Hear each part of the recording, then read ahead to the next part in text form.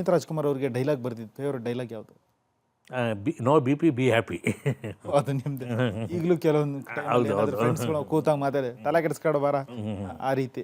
ಪ್ರೀತಿನ ಬಿಟ್ಟು ಪ್ರೇಮ ಇರೋಕ್ಕಾಗಲ್ಲ, ಪ್ರೇಮ ಬಿಟ್ಟು ಪ್ರೀತಿ ಇರೋಕ್ಕಾಗಲ್ಲ, ಪ್ರೀತಿ ಪ್ರೇಮ ಎರಡು ಒಂದೇ ಅನ್ನೋ ಥರ ಅದು ಸಿನಿಮಾದ ಡೈಲಾಗ್ ಇದೆ. ಅವ್ರು ಯಾವತ್ತಾದರೂ ಈ ಡೈಲಾಗ್ ತುಂಬ ಇಷ್ಟ ಆಯಿತು ಇದು ಮಳವಳ್ಳಿ ಅವರೇ ಅಂತ ಹೇಳಿದ್ರೆ?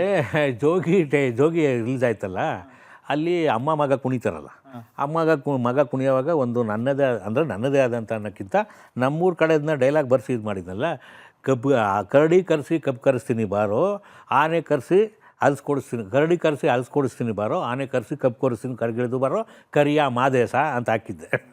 ಅದು ತುಂಬ ಖುಷಿ ಪಟ್ಬಿಟ್ರಂಥವ್ರು. ನನಗೆ ಪುನೀತ್ ರಾಜ್ಕುಮಾರ್ ಅವರು ಈ ಥರ ಹೇಳ್ತಾಯಿದ್ರು. ಅದನ್ನು ಎರಡು ಮೂರು ಸಾರಿ ಬೇಕು ಅಂತ ನೋಡಾರಂತೆ ಅದನ್ನ, ಕರಿಯ ಮಾದೇಶ ಅಂತ ಅನ್ನೋದು. ಅರುಂಧತಿ ನಾಗ್ ಅವರ ಭಾಷೆ ಬಳಸೋ ರೀತಿನ ಚಂದ ಇರುತ್ತೆ. ಚಂದ ಇತ್ತು. ಮಾದೇಶ, ಹೌದು ರಕೂಸ ಹೊಂದ್ಕೊಂಬಿಟ್ರು ನೀಟಾಗಿ. ಡಬ್ಬಿಂಗ್ ಮಾಡೋವಾಗಲೂ ಕೂಡ ಜೊತೆಲೇ ಇಟ್ಕೊಂಡಿದ್ರು ಕೂಡ. ನಾನು ಹಿಂಗೆ ಹೇಳ್ತಾ ಇದ್ದೆ, ಅವ್ರು ನೀಟಾಗಿ ಮಾಡ್ಕೊಂಡು ಹೋಗ್ಬಿಟ್ರು. ನನಗೆ ತುಂಬ ಸುಲಭವಾಗಿದ್ದು ಶಿವಣ್ಣ ಏನಪ್ಪ ಹೆಂಗೆ ಸರ್ ಆ ಭಾಷೆನ ಇವ್ರು ಹೆಂಗೆ ಕಲಿಯೋದು? ಅಂದ್ರೆ ಯಾಕಂತ ಹೇಳಿದ್ರೆ ಒಂದು ಭಾಷೆಯನ್ನ ಬಿಟ್ಟು ಇನ್ನೊಂದು ಭಾಷೆಯನ್ನು ಮಾತನಾಡಬೇಕು ಅಂದಾಗ ಅದೇ ಸೊಗಡನ್ನ ಕಷ್ಟ ಆಗುತ್ತೆ. ಯಾಕಂದ್ರೆ ಎಲ್ಲೋ ಇದು ತಪ್ಪುತ್ತೆ, ನಾಲ್ಗೆ ತಪ್ಪುತ್ತೆ, ಅಭಾಸ ಅನಿಸ್ಬಾರ್ದಲ್ವಾ? ಯಾಕಂದ್ರೆ ಒಂದು ಭಾಷೆಗೆ ಅದರದೇ ಆದಂಥ ಸ್ಥಾನಮಾನ ಗೌರವ ಇರುತ್ತೆ. ಯಾಕಂತ ಹೇಳಿದ್ರೆ ಒಂದು ಜಿಲ್ಲೆಯಿಂದ ಇನ್ನೊಂದು ಜಿಲ್ಲೆಗೆ ನಮ್ಮಲ್ಲಿ ಭಾಷೆ ಬದಲಾಗ್ತದೆ, ಸೊಗಡು. ಆದ್ರೆ ಆ ಚಾಮರಾಜದ ನಗರದ ಭಾಷೆ ಇದೆಯಲ್ಲ, ಅದು ಅದ್ಭುತ. ಆ ಸೊಗಡು ಕೇಳೋದೇ ಚಂದ.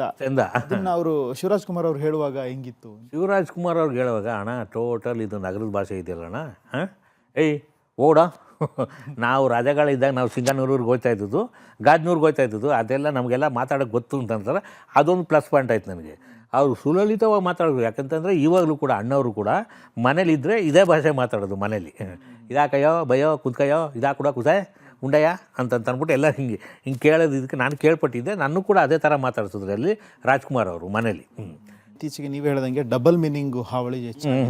ಅಂದರೆ ಡಬಲ್ ಮೀನಿಂಗ್ ಇದ್ದರೆ ಮಾತ್ರ ಜನ ಇಷ್ಟಪಡ್ತಾರೆ.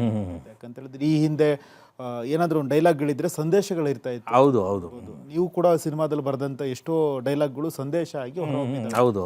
ಇತ್ತೀಚೆಗೆ ಏನಂತ ಹೇಳಿದ್ರೆ ಯಾವುದೇ ಒಂದು ರಿಯಾಲಿಟಿ ಶೋ ತಗೊಳ್ಳಿ ಅಥವಾ ಸಿನಿಮಾಗಳು ತಗೊಳ್ಳಿ, ಮಿನಿಮಮ್ 2 ರಿಂದ 3 ಡಬಲ್ ಮೀನಿಂಗ್ ಡೈಲಾಗ್ಗಳು ಬರ್ತವೆ. ಹಾಗಾಗಿ ಈ ಪ್ರಶ್ನೆಯನ್ನು ಕೇಳಿದ್ದು. ಇಲ್ಲ, ಡಬಲ್ ಮೀನಿಂಗು ಶಾಶ್ವತ ಅಲ್ಲ ಸರ್ ಅದು. ಈಗ ಯಾಕಾಗ ರಾಜ್ಕುಮಾರ್ ಅವ್ರಿಗಾಗಲಿ ಮತ್ತು ವಿಷ್ಣುವರ್ಧನ್ ಸರ್ಗಾಗಲಿ ಅಂಬರೀಷ್ ಅವ್ರಿಗಾಗಲಿ ಡೈಲಾಗ್ಗಳು ಹೆಂಗಿತ್ತು ಕಚ್ಗುಳಿ ಥರ ಇಡ್ತಿತ್ತು ಅಷ್ಟೇ.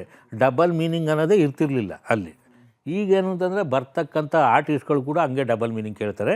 ಆ ರೀಲ್ಸಲ್ಲಿ ಫೇಮಸ್ ಆಗಬೇಕು ಅಂತಾರೆ ಫಸ್ಟು. ಎಲ್ಲರೂ ಕೂಡ ನಮ್ಮ ಡೈಲಾಗ್ಗಳನ್ನ ನೋಡಿ ರಿಲೀಸ್ ಮಾಡಬೇಕು ಅಂತ ಆ ಭ್ರಮೇಲೆ ಬರ್ತಾರೆ. ಅದೊಂದು ಈಗ ಹೊಸಬ್ರು ಅಂತ ಹೇಳಿದ್ರಲ್ಲ ಅದು, ಈಗ ಅದೊಂದು ಫಸ್ಟು ಬಂದ ತಕ್ಷಣ ಸಿನಿಮಾ ಹಿಟ್ ಮಾಡಬೇಕು ಅನ್ನೋದು ಡೈಲಾಗೇ ಬರ್ತಾಯಿಲ್ಲ ಅವ್ರ ಬಾಯಲ್ಲಿ.